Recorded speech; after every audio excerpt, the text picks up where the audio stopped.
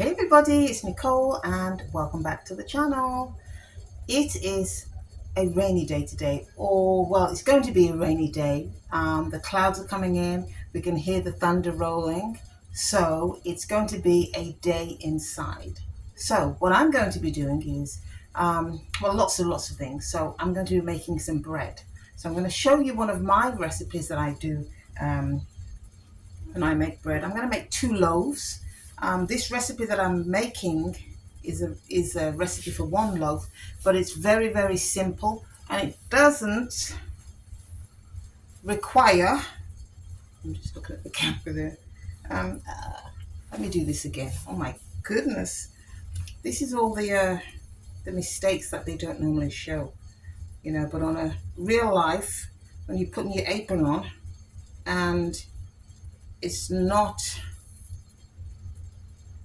fixed properly, then those things happen. So we are going to be making the bread recipe. This is like a 1.5 pound loaf recipe, and it takes, if you're going to write this down, but you're going to put them put it in a bowl in this order that I'm going to say. I'm going to link it underneath. So we're going to do 3 cups of flour, 1.5 teaspoons of salt, 2 tablespoons of sugar, 2.5 teaspoons of yeast. Now it needs to be fresh yeast, and you'll know because if you you'll know if it rises. If it doesn't, if you put it in some water, it'll bubble up. So 2.5 teaspoons of yeast. So you put all those ingredients into the flour, give it a mix. Do not put the yeast on top of the salt. So when you put the salt in, mix it, and then you can put the yeast in. So those are the dry ingredients last. Then we're going to put 1 cup of water and 2 tablespoons of vegetable oil, and that is it. Then we're going to put it inside the mixer. You can actually mix it by hand, but okay, so I'm going to put everything into the mixer, which voila, it's in the mixer, and I'm going to show you. There we go. Now you could mix this by hand, but because I have the mixer, it is much quicker. I'm just going to mix it up. So let's get this mixed up. It takes a couple of minutes. It'll take a little longer by hand, but it'll be a wonderful bread loaf. So I've just put some flour on the countertop, and this is great because once you put a little bit of flour on this dough, the texture is really, really good, and it's so simple. And I like to make 2 of these. What I do is put it into a little rectangle shape like this, so it's not much bigger than the palm of my hand, but we have a glass. It doesn't have to be glass, but these just are really good for baking loaves of bread.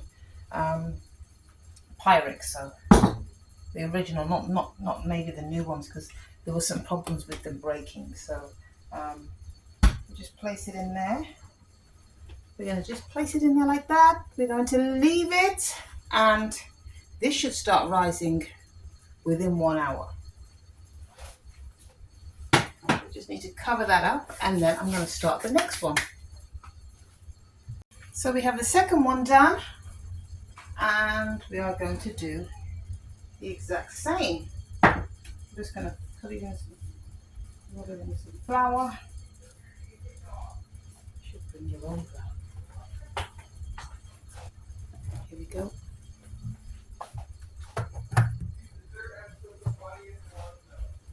Just put some flour on, sprinkle, roll.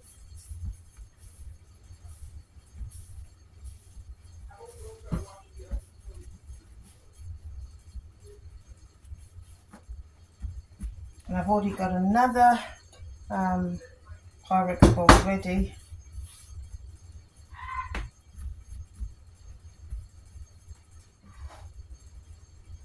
Then we'll just cover that one up.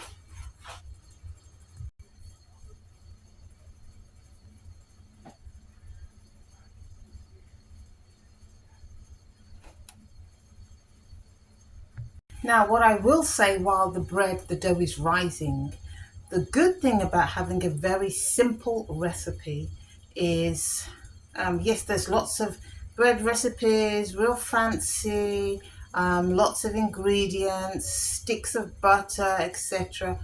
But we have to think now in terms of a basic bread recipe that tastes good, and most people would have these ingredients. You would have the water, you'd have the oil, you'd have some sugar, you'd have some flour, the yeast, and the salt. So this is a basic bread recipe when there isn't much food, yes, or there isn't, or there's a lack of ingredients. This recipe will work really well, and it works wonderful also in a bread mixer or bread maker. If you have a bread maker, just put the dry ingredients in first. That's what we normally, no, actually it's the wet ingredients in the bread maker. Wet ingredients and then the dry ingredients, and then just switch it to 1.5 pound loaf and it'll turn out wonderful. Okay. Now, while the bread is rising, I'm going to be making a fig cake. Now, I've just mixed up here a regular sponge, but I've added in a half a teaspoon of cloves and half a teaspoon of cinnamon. You can use cardamom, but I didn't have any cardamom, so cinnamon and cloves is what I use. So I added that in, mixed it up, and you just level it out in your tin. Then what I'm going to do is, these are some figs that I actually picked yesterday. So they've been washed, cleaned, they're placed in the fridge. Now I'm going to just cut the ends off and then slice it straight down the middle and just put those to the side, because what I'm going to do then is, you can see these are still fresh, they absolutely taste fabulous, and I'm going to place them into the sponge mixture, but I'm not going to actually submerge the entire fig where you cannot see it. Just place it in there, give it a slight push down so it just rests on the top of the sponge mixture. I'm going to do that with all, well, as much figs as I can to actually cover this whole cake. And it looks so pretty, but let's get this done, get it completely covered, and you'll soon see what we do after that. And it's just so wonderful to have fresh figs, because you don't often see those actually in the grocery store. So now we've covered the entire cake with figs, we are going to mix up a crumble mixture. Now, the crumble mixture is just flour, some sugar, equal amounts of sugar, white sugar and brown sugar, and a half a teaspoon of cinnamon. So we're just going to mix all that up. Once you start mixing it, it appears that it's not going to actually mix well, but once you continue mixing it just with a fork, it will actually get to a crumble consistency. So you can see here, once it's gotten to a crumble consistency, then what I'm going to do is, I have some walnuts.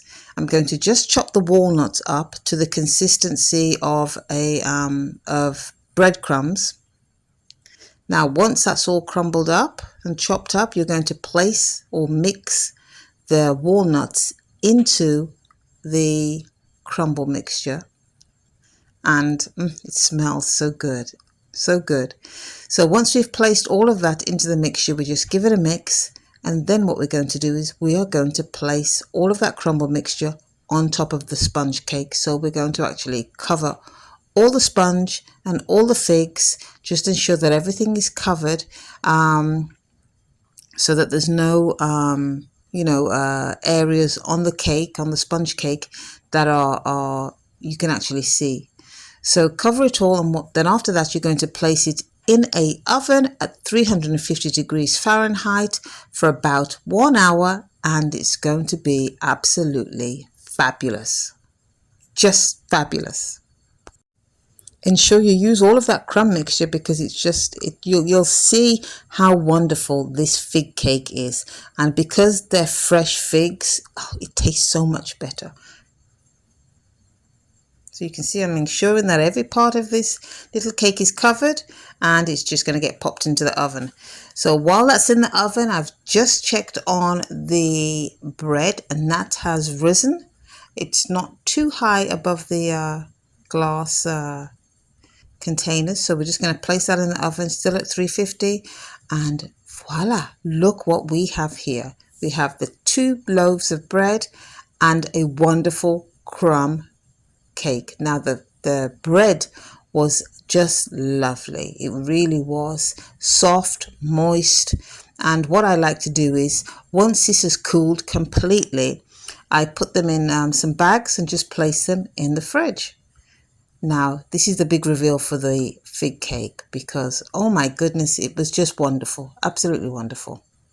So moist too.